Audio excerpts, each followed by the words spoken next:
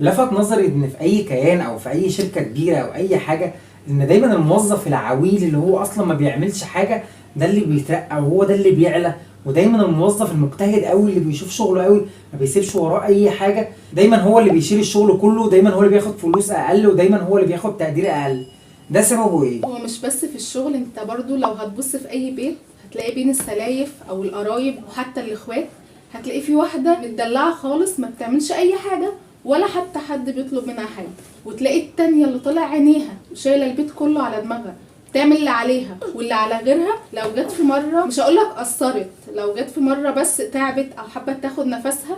يتهموها ان هي مقصره، انت مهمله،